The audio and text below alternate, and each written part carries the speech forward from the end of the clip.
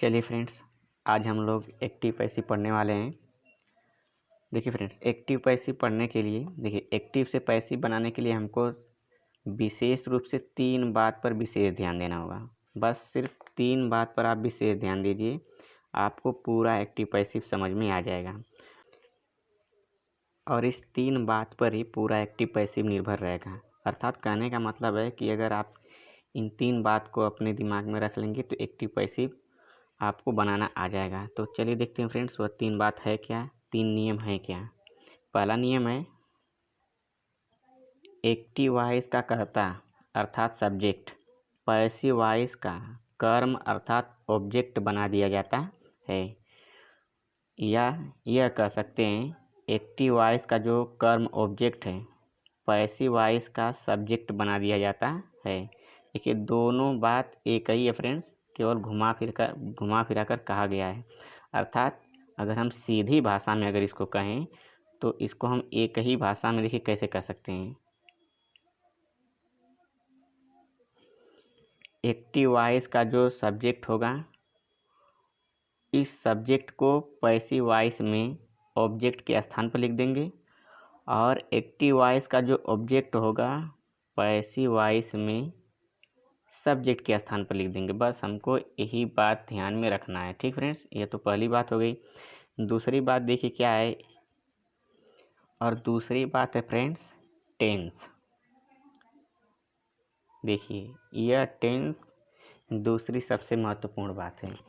आपको टेंस आना आवश्यक है। यदि आपको टेंस आएगा तभी आप एक्टिव से पैसिव बना पाएंगे, अदरवाइज बना नहीं पाएंगे। ऐसे बना लेंगे लेकिन फिर भी जितने अच्छे से आप बनाना चाहेंगे नहीं बना पाएंगे।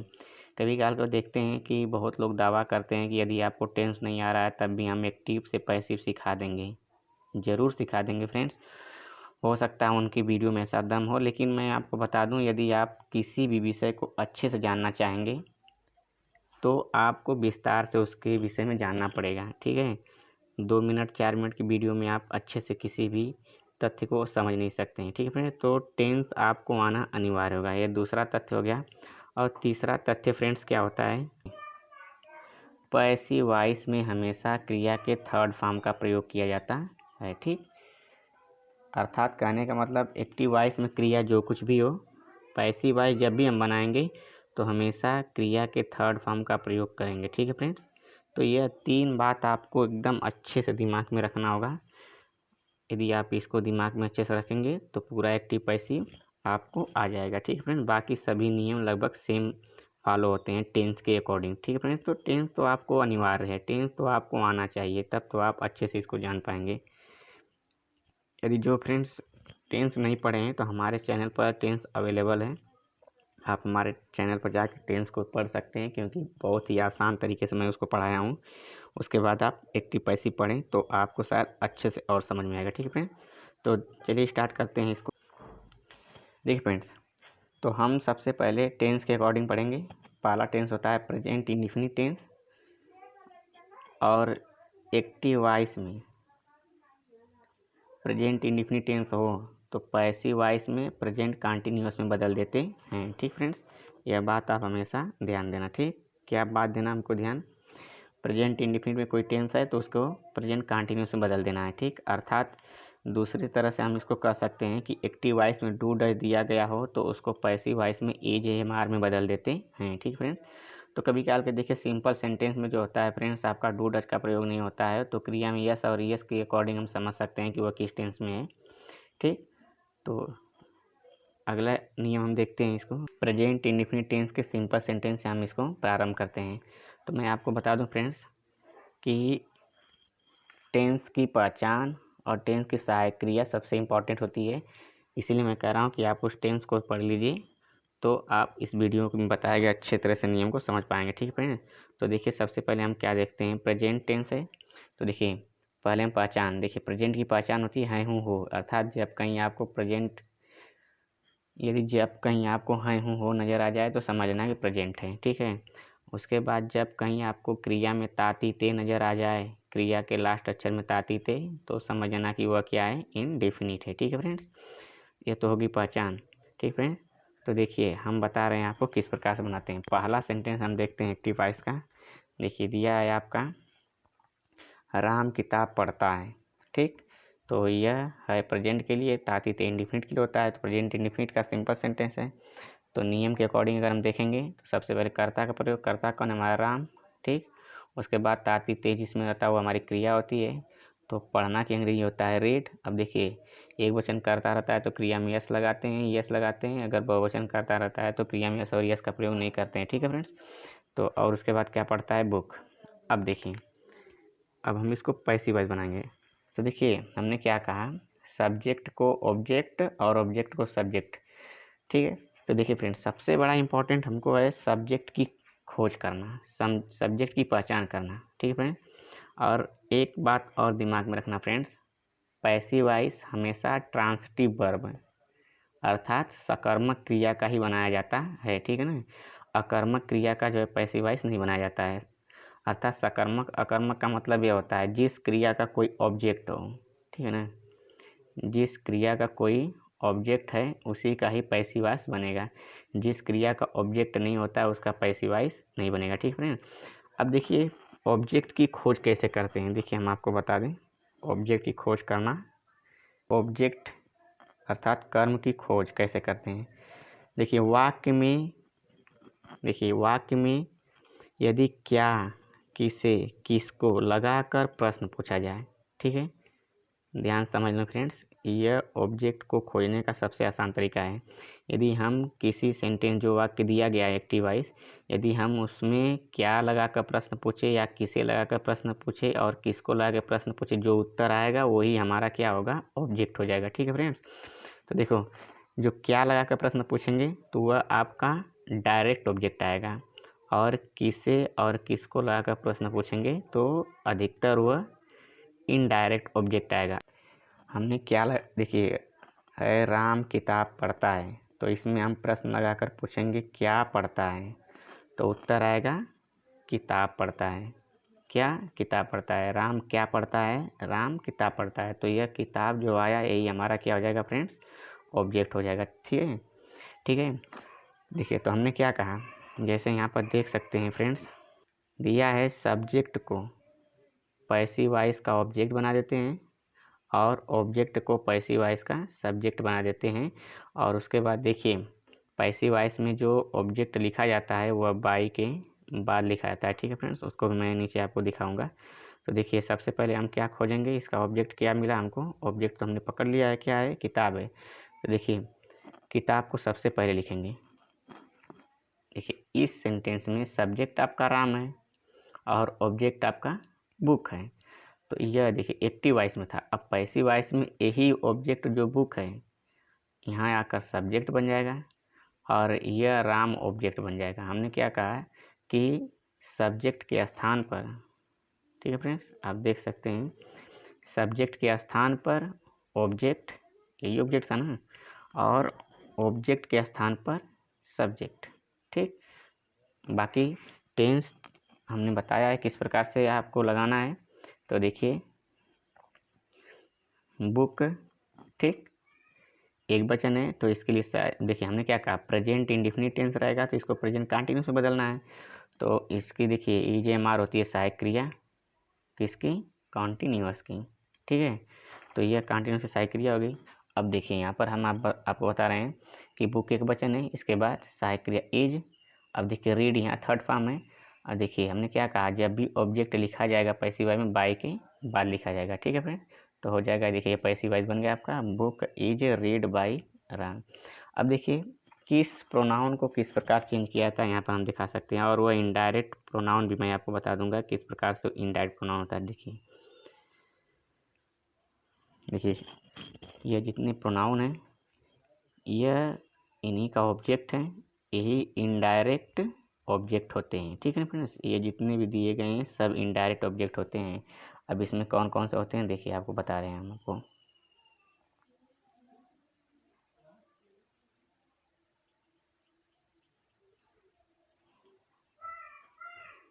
देखिए फ्रेंड्स सबसे पहला ही, यदि सब्जेक्ट आपका ही रहेगा तो पैसिव वॉइस में ऑब्जेक्ट बाई हिम हो जाएगा, ठीक है ना, क्योंकि ही का ऑब्जेक्ट होता है हिम। इसके बाद सी और सब्जेक्ट है तो पैसिव वॉइस में ऑब्जेक्ट हर बन जाएगा। आई सब्जेक्ट है तो पैसिव वॉइस में ऑब्जेक्ट मी बन जाएगा, जो सब बाई के बाद ही लिखे जाएंगे ऑब्जेक्ट, ठीक है। यू है तो यू ही रहता है, वी का होता है यस, दे का होता है देम, इट का होता है इट्स। ये जितने भी सब्जेक्ट हैं, ठीक फ्रेंड्स, और इधर जो उनके सामने उनके ऑब्जेक्ट हैं जो बाई के बाद लिखे जाते हैं, ठीक है फ्रेंड्स। तो ये आपको समझ, देखिए ये सब इनडायरेक्ट ऑब्जेक्ट हैं। मैंने क्या कहा, जितने भी प्रोनाउन के ऑब्जेक्ट होते हैं सब के सब इनडायरेक्ट ऑब्जेक्ट होते हैं, ठीक है फ्रेंड्स। तो चलते हैं आगे, बनाते हैं किस प्रकार से बनाया जाता है इसको, देखते हैं अगला सेंटेंस, तब समझ में आएगा, ठीक। देखिए नियम के तहत यहाँ पर बताया गया है कुछ शब्दों, देखिए कुछ शब्दों बाई के बाद प्रयोग नहीं किए जाते हैं। जैसे हमने कहा कि जब भी ऑब्जेक्ट होते हैं फ्रेंड्स, ऑब्जेक्ट को बाई के बाद लिखा जाता है, लेकिन कुछ ऐसे सब्जेक्ट होते हैं, कुछ ऐसे सब्जेक्ट के रूप में लिखे जाते हैं जिसको हम बाई के बाद लिखना उचित नहीं होता है। जैसे वह सब्जेक्ट होते क्या है फ्रेंड्स, यहाँ पर देख सकते हैं आप। देखिए अगर सब्जेक्ट है someone, anyone, somebody, anybody, no one, people, everyone, ये जितने भी शब्द हैं, यदि यह सब्जेक्ट के रूप में एक्टिव वॉइस में हैं तो पैसिव वॉइस में बाई के बाद इन लोगों को लिखने की आवश्यकता नहीं होती, क्योंकि ये सब निरर्थक शब्द होते हैं, इन्हें अज्ञात कहते हैं, ठीक है। तो इन अज्ञात को हमें लिखने की कोई आवश्यकता नहीं होती है, ठीक फ्रेंड। तो देखते हैं किस प्रकार से सेंटेंस बनाए जाते हैं, तो समझ में आएंगे आपको। तो देखिए अगला सेंटेंस हम देखते हैं फ्रेंड्स, वह रोटी खाता है, ठीक। अब देखिए इसका पहले हम ट्रांसलेशन करेंगे। ही के लिए वह, देखिए खाता का है ईट, यह एक वचन है, यहाँ पर यस लगा है, क्या खाता है, ब्रेड, रोटी, ठीक। अब देखिए हमने क्या कहा, ऑब्जेक्ट की खोज करिए, क्या प्रश्न लगा कर पूछिए, वह क्या खाता है, तो उत्तर आएगा रोटी खाता है। तो ये रोटी हमारा क्या बन जाएगा, ऑब्जेक्ट हो जाएगा। तो ठीक है, सबसे पहले यहाँ पर सब्जेक्ट है, क्रिया है, वर्ब अर्थात ऑब्जेक्ट है। तो हम पैसिव वॉइस, एक्टिव वॉइस हो गया। अब पैसिव वॉइस में क्या करना है, इस ऑब्जेक्ट को सब्जेक्ट बना देना है, ठीक। तो ब्रेड को सबसे पहले लिख देना होगा, एक वचन करता है, ब्रेड सिंगुलर नंबर है, तो इसके साथ सहायक क्रिया इज का प्रयोग करेंगे। और हमने क्या कहा, उसके बाद देखिए वर्ब का हमेशा थर्ड फॉर्म, कहीं भी पैसिव वॉइस बनाना है फ्रेंड्स, वर्ब के हमेशा थर्ड फॉर्म का ही प्रयोग करना है, ठीक है, ईटेन। अब देखिए इसके बाद हमको क्या करना है, देखिए अब हमने ऑब्जेक्ट को तो यहाँ सब्जेक्ट बना दिया, अब देखिए इस सब्जेक्ट को हमको ऑब्जेक्ट बनाना है। देखिए ही का क्या होता है, हिम, जो बाई के बाद लिखा जाएगा। अभी हम आपको दिखा दे रहे हैं ही का हिम होता है कि नहीं, किस प्रकार से यहाँ पर देख सकते हैं फ्रेंड, यहाँ पर देख सकते हैं, ठीक है। देख लीजिए ही का, देख लीजिए ही का हिम है, ठीक है फ्रेंड्स। अगला सेंटेंस देखते हैं, मैं पानी पीता हूँ, ठीक है फ्रेंड्स। ये तो पहला सेंटेंस हो गया। इसकी सबसे पहले हम एक्टिव बनाएंगे, ठीक है। आई के लिए मैं, ठीक। पीना का अंग्रेजी ड्रिंक। अब देखिए मैं बहुवचन, इसमें यस नहीं लगा सकते, ठीक है। ये आप टेंस पढ़ लेंगे तो आपको समझ में आ गया है। इसमें तो मैं केवल पैसिव वॉइस पढ़ाने का ही विशेष फोकस कर रहा हूँ। फिर उसके बाद क्या, वाटर, ठीक है फ्रेंड्स। ये तो हो गया हमारा एक्टिव वॉइस हो गया, ठीक है। अब हम सबसे पहले क्या करेंगे, ऑब्जेक्ट खोजेंगे। अब इसमें प्रश्न पूछेंगे, मैं क्या पीता हूँ, मैं क्या पीता हूँ, तो उत्तर आएगा पानी। तो ये पानी हमारा क्या बन जाएगा, ऑब्जेक्ट बन गया सिंपली। तो यह वाटर होता है पानी का। तो हम पैसिव वॉइस में क्या कर देंगे, सबसे पहले इस ऑब्जेक्ट को लिखेंगे ए यहाँ पर, ठीक। ये क्या बन जाता है, सब्जेक्ट बन जाता है। वाटर एक वचन होता है, ठीक है। ये मटेरियल नाउन है, मटेरियल नाउन हमेशा सिंगुलर नंबर में लिखा जाता है, ठीक है। तो इसके साथ सहायक क्रिया इज। अब देखिए उसके बाद पीना का होता है ड्रिंक, ठीक है फ्रेंड्स। अब देखिए ड्रिंक का यह थर्ड फॉर्म प्रयोग किया गया। हमने क्या कहा, पैसिव वॉइस में हमेशा क्रिया के थर्ड फॉर्म। उसके बाद अब देखिए मैं क्या है, आपका सब्जेक्ट है, और पैसिव वॉइस में ऑब्जेक्ट बनेगा। और मैं का होता है, देखिए आई का होता है मी, जो कि बाई के बाद लिखा गया है, ठीक फ्रेंड्स। अगला सेंटेंस देखते हैं,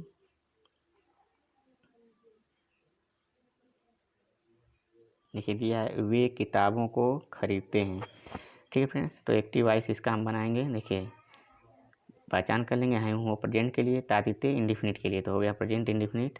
अब देखिए सबसे पहले सब्जेक्ट अर्थात कर्ता कौन है, वे की अंग्रेजी दे। उसके बाद खरीदना का होता है बाई। अब देखिए इसमें यस नहीं लगा है, क्रिया में यस नहीं लगा सकते क्योंकि यहाँ वे क्या है, बहुवचन है, ठीक है फ्रेंड्स। इसके बाद देखते हैं, दे बाई बुक्स, किताबों को, ठीक है ना। अब हम प्रश्न लगा कर पूछेंगे, वे क्या खरीदते हैं, तो क्या खरीदते हैं तो उत्तर आएगा बुक्स, अर्थात किताब खरीदते हैं। क्या खरीदते हैं हम, किताब। तो यही हमारा क्या बन जाएगा, ऑब्जेक्ट बन जाएगा। तो ठीक है, सबसे पहले ऑब्जेक्ट का प्रयोग करते हैं। ठीक, हमने बताया ही आपको। देखिए अब देखिए यहाँ बुक्स है, बहुत सी किताबों की बात की जा रही है। तो ये ऑब्जेक्ट पैसिव वॉइस में बनेगा सब्जेक्ट, यह बहुवचन है। तो देखिए यह प्रेजेंट इंडिफिनिट है, जाएगा आपका पास्ट कंटिन्यूअस में। तो past continuous cycle is am are का प्रयोग बहुवचन के लिए किया जाता है, क्योंकि यहाँ बुक्स एक बुक्स की बात नहीं है, कई बुक्स की बात है। तो साइकिल आर। अब देखिए बाई होता है सिंगुलर और इसका थर्ड फॉर्म होता है बाट। अब देखिए यहाँ पर देख सकते हैं आप, देखिए दे यहाँ सब्जेक्ट के रूप में है और यहाँ बनेगा पैसिव वॉइस में बाय देम ऑब्जेक्ट के रूप में। ठीक है फ्रेंड्स, अगला देखते हैं।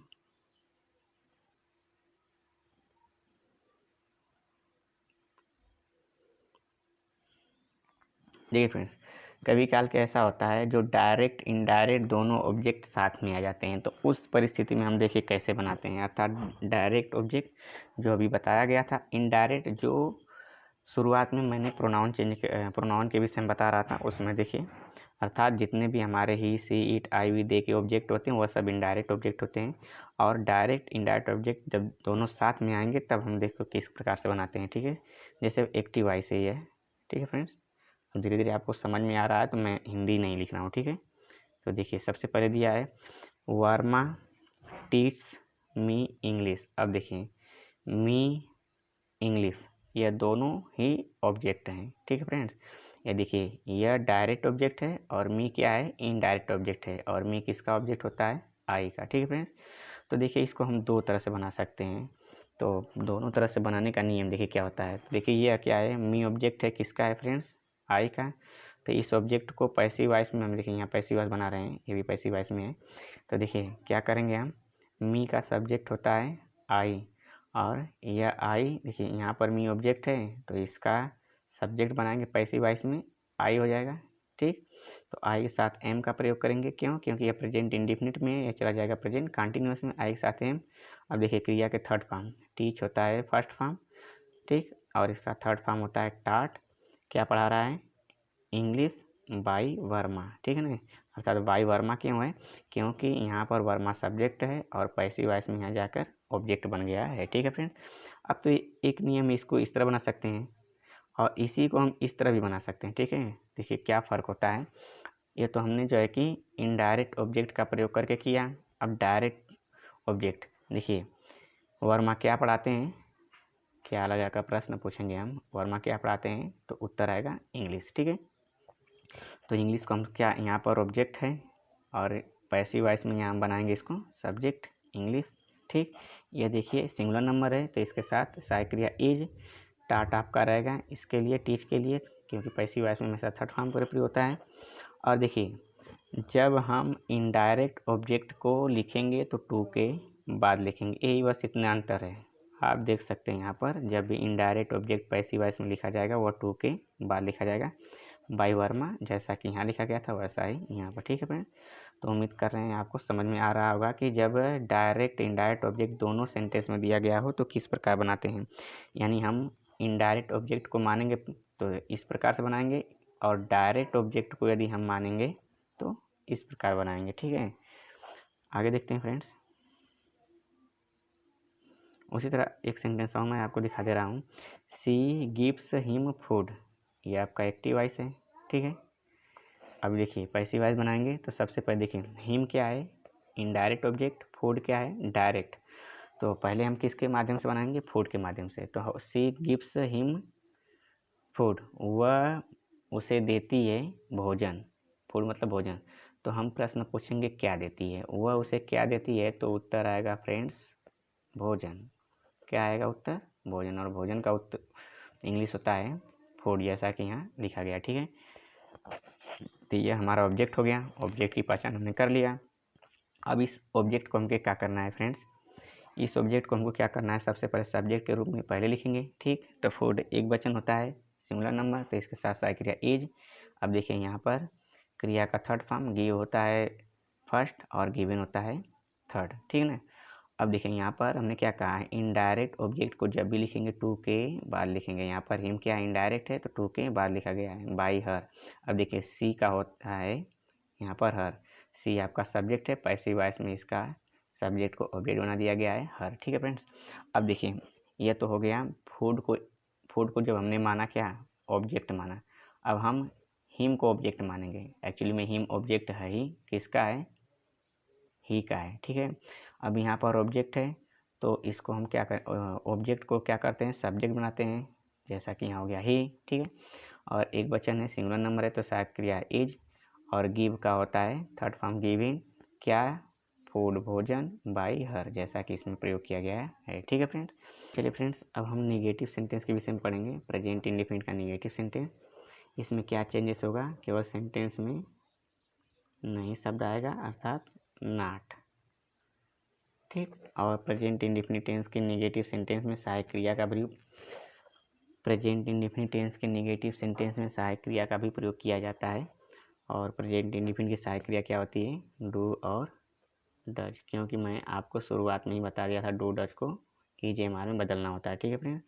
तो देखिए पहला सेंटेंस देखते हैं, दिया है एक्टिव वॉइस में, मैं भोजन नहीं खाता हूँ। ठीक है फ्रेंड। तो देखिए हूँ प्रेजेंट के लिए था, इंडिफिनिट के लिए नहीं है तो निगेटिव, प्रेजेंट इंडिफिनिट का नेगेटिव सेंटेंस, तो पहचान होगी हमारी। अब देखिए इसको ट्रांसलेट करेंगे सबसे पहले एक्टिव वॉइस में। ठीक। तो दिया है मैं का आई बहुवचन है तो डू नॉट। ठीक है। सिंगुलर नंबर के साथ डज नॉट का प्रयोग करते हैं अर्थात वह के साथ। ठीक। डज का प्रयोग करते हैं या कोई एक वचन का नाम रहेगा तो डज का प्रयोग, बाकी बहुवचन के साथ डू नॉट का प्रयोग करते हैं। ठीक है फ्रेंड। तो देखिए यहाँ पर आई बहुवचन है आई तो डू नॉट ईट फूड। ठीक है फ्रेंड्स। ये तो हमारा एक्टिव वॉइस हो गया। अब हम इसकी पहचान करेंगे कि इसमें ऑब्जेक्ट हमारा कौन सा है। तो देखिए ऑब्जेक्ट को हमने क्या कहा, क्या लगा कर प्रश्न पूछे। ठीक है फ्रेंड्स। तो क्या लगा के जब हम प्रश्न पूछेंगे इसमें तो आप देख सकते हैं मैं भोजन नहीं खाता हूँ, तो इसका प्रश्न पूछा जाएगा मैं क्या नहीं खाता हूँ, अर्थात इसमें प्रश्न पूछा जाएगा मैं क्या नहीं खाता हूँ तो उत्तर आएगा मैं भोजन नहीं खाता हूँ। तो यही भोजन क्या होगा, हमारा ऑब्जेक्ट बन जाएगा, और भोजन का अंग्रेजी होता है फूड। ठीक है फ्रेंड्स। आगे देखिए, तो ये तो हो गया हमारा I do not eat food, ये एक्टिव वॉइस, ऑब्जेक्ट हमारा मिल गया फूड। तो फूड को क्या करना, देखिए यहाँ ऑब्जेक्ट के रूप में है फूड, तो हमको क्या करना है इसमें सब्जेक्ट के रूप में लिखना है। तो फूड को सबसे पहले लिखेंगे। ठीक। अब देखिए फूड एक वजह है तो सहायक क्रिया इज, उसके बाद नॉट। ठीक। ये देखिए टेंस के अकॉर्डिंग ही बनता रहेगा, टेंस आप पढ़े रहेंगे तो आपको पैसिव वॉइस पढ़ना बिल्कुल आसान होगा। देखिए ईट है फर्स्ट फॉर्म तो इसका हो जाएगा थर्ड फॉर्म यहाँ पर रिटेन बाई मी। देखिए यहाँ पर मैं जो आई है फ्रेंड्स, यहाँ पर देख सकते हैं जो यहाँ पर आई है सब्जेक्ट के रूप में है तो पैसिव वॉइस में बन जाएगा ऑब्जेक्ट, तो आई का होता है मी जो बाई के बाद लिखा जाता है। ठीक है फ्रेंड। अगला देखते हैं, वह फलों को नहीं खाती है। ठीक है फ्रेंड्स। वह फलों को नहीं खाती है। तो देखिए है वो प्रेजेंट तातिते इंडिफिनिट के लिए, नहीं निगेटिव के लिए। प्रेजेंट इंडिफिनिट का नेगेटिव सेंटेंस हो गया। सबसे पहले करता सब्जेक्ट कौन, वह। देखिए लड़की है तो वह की अंग्रेजी सी। ठीक है सी।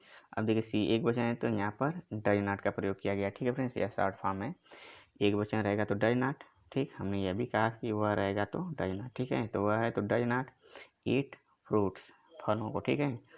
अब देखिए ये तो हो गया एक्टिव वॉइस। अब हम पैसिव वॉइस बनाएंगे, उसके लिए हमको ऑब्जेक्ट की आवश्यकता होगी। तो हम प्रश्न लगाकर पूछेंगे क्या, वह क्या नहीं खाती है। ठीक है। वह क्या नहीं खाती है तो उत्तर आएगा फलों को नहीं खाती है। ठीक है। तो फल हमारा क्या हो जाएगा फ्रेंड्स, ऑब्जेक्ट हो जाएगा, और इसकी इंग्लिश होती है फ्रूट। तो देखिए यहाँ फलों है तो इसका मतलब यह बहुवचन है। ठीक है। तो देखिए यहाँ पर हम देख सकते हैं फ्रूट ऑब्जेक्ट है तो पैसिव वॉइस में बनेगा सब्जेक्ट। ठीक है फ्रूट्स। अब देखिए यहाँ आर का प्रयोग है क्योंकि ये प्रेजेंट इंडिफिनिट है, प्रेजेंट कंटिन्यूस में बदला जा रहा है। यहाँ सिंगुलर नंबर नहीं है, प्लूरल नंबर है, फ्रूट्स बहुवचन है। आर। अब देखिए नहीं के लिए नॉट, ईटिन का होता है थर्ड फॉर्म ईट का। ठीक है। बाई हर, ये हर किसके लिए, सी के लिए, क्योंकि सी यहाँ पर सब्जेक्ट है और सी का ऑब्जेक्ट होता है हर। ठीक है फ्रेंड।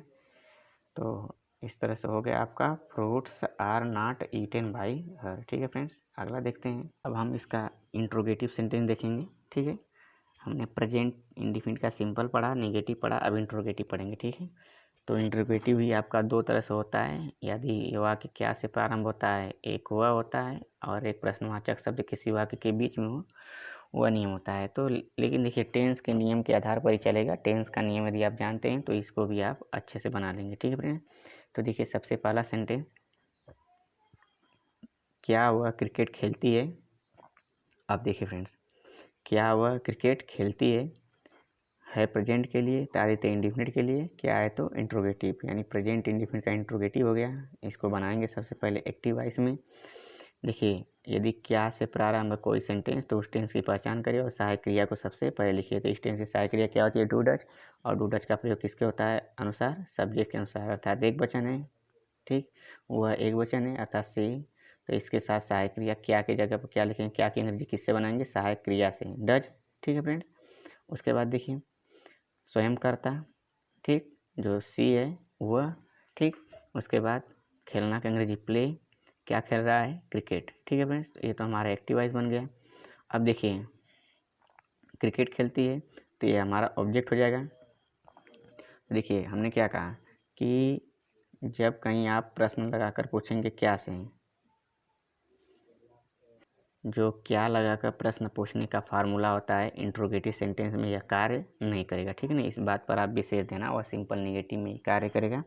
इंट्रोगेटिव सेंटेंस खुद इंट्रोगेटिव होता है, तो इंट्रोगेटिव से इंट्रोगेटिव कोई प्रश्न नहीं पूछा जा सकता है। तो इस बात पर ध्यान देना कि इंट्रोगेटिव सेंटेंस में क्या लगाकर, किसे लगाकर, किसको लगाकर प्रश्न पूछेंगे तो हमको ऑब्जेक्ट की प्राप्ति नहीं हो सकती, ठीक है फ्रेंड्स।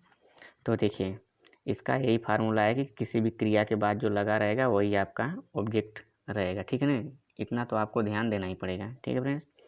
अब देखिए प्ले द क्रिकेट, अब देखिए ये क्रिकेट हमारा क्या हो जाएगा, ऑब्जेक्ट हो जाएगा।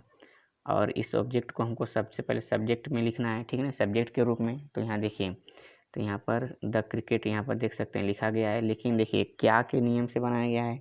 तो हम भी इसका देखिए सहायक क्रिया सबसे पहले लिखेंगे, तो पैसिव वॉइस में भी सबसे पहले सहायक क्रिया का ही प्रयोग करेंगे क्रिकेट के अकॉर्डिंग। क्रिकेट हमारा एक वचन है तो इसके लिए सहायक क्रिया इज का प्रयोग करेंगे, जो क्या के नियम है। तो सबसे पहले इज का प्रयोग, ठीक, सब्जेक्ट से पहले सहायक क्रिया, फिर सब्जेक्ट, उसके बाद प्लेड। देखिए यहाँ पर थर्ड फॉर्म का प्रयोग किया गया, मैं हमेशा बता रहा हूँ, ठीक है। यह प्रेजेंट इंडिफिनिट में है, यह प्रेजेंट कंटिन्यूअस में बनेगा, ठीक है। तो हो जाएगा आपका प्लेड। अब देखिए बाई हर, देखिए सी सब्जेक्ट में है और यहाँ पर ऑब्जेक्ट में बन जाएगा हर, ठीक है friends. Is cricket played by her, ठीक। अगला सेंटेंस देखते हैं।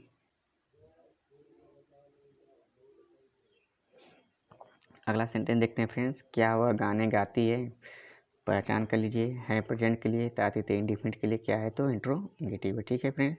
तो देखिए ये भी क्या से प्रारंभ है, तो सबसे पहले सहायक क्रिया का प्रयोग करेंगे, ठीक, किसके अकॉर्डिंग, सब्जेक्ट के अकॉर्डिंग। सब्जेक्ट हमारा कौन है, वह की अंग्रेजी सी, क्योंकि यहाँ लड़की है। तो सबसे पहले क्या है तो क्या की अंग्रेजी नहीं लिखेंगे, सहायक क्रिया लिखेंगे। क्यों, क्योंकि जब कभी वाक्य क्या से प्रारंभ होता है तो सहायक क्रिया का ही प्रयोग किया जाता है, किसके अकॉर्डिंग, सब्जेक्ट है, ठीक। सब्जेक्ट कौन है, सी एक वचन है तो सहायक क्रिया डज। अब देखिए गाना का होता है सिंग, क्या गा रहा है ये, सॉन्ग्स, ठीक है फ्रेंड्स। तो देखिए क्रिया के बाद जो प्रयोग किया गया है ये हमारा ऑब्जेक्ट हो जाएगा, ठीक। तो देखिए यहाँ पर ऑब्जेक्ट है तो पैसिव वॉइस में, यहाँ पैसिव वॉइस में सबसे पहले इसको सब्जेक्ट मान लेंगे, ठीक है ना। तो देखिए यहाँ पर गाने है अर्थात बहुवचन है, ठीक है। अब देखिए यह प्रेजेंट इंडिफिनिट में है, पैसिव वॉइस प्रेजेंट कंटिन्यूअस में बनेगा। और पैसिव वॉइस में जब कंटिन्यूअस बनेगा तो कंटिन्यूअस का साइकिल इज एम आर होता है, जैसा कि आपको मालूम ही है, ठीक है।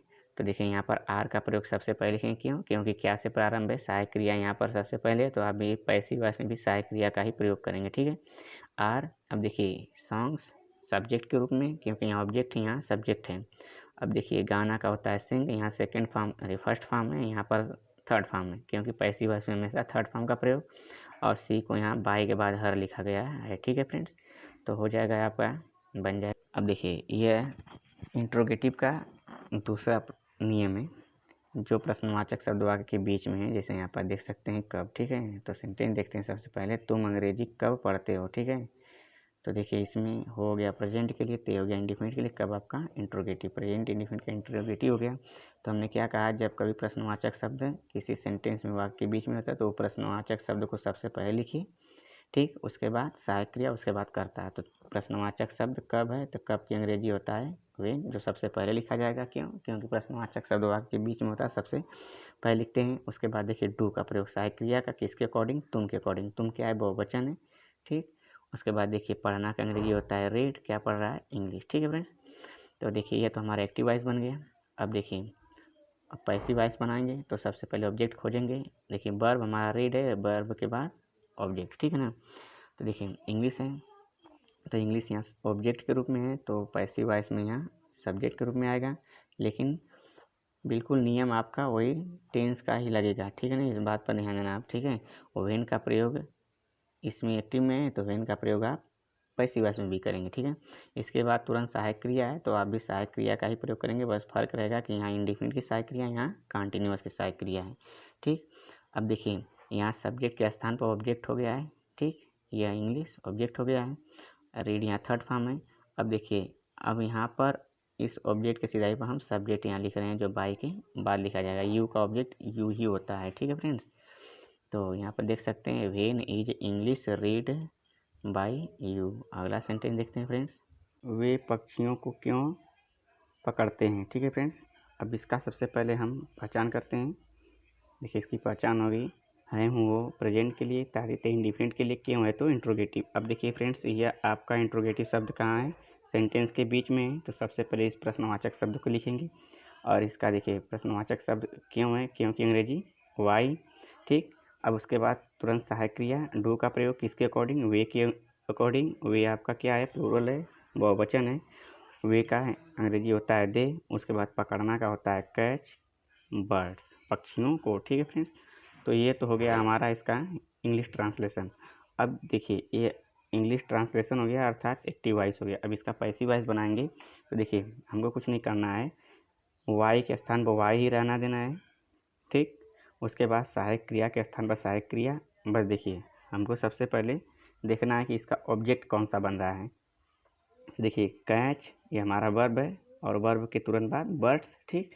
तो यह बर्ड्स हमारा क्या हो जाएगा, ऑब्जेक्ट हो जाएगा। अब देखिए यहाँ पर एक बर्ड नहीं अनेक बर्ड्स हैं। देखिए बर्ड्स अनेक हैं, तो इसका मतलब प्लूरल है।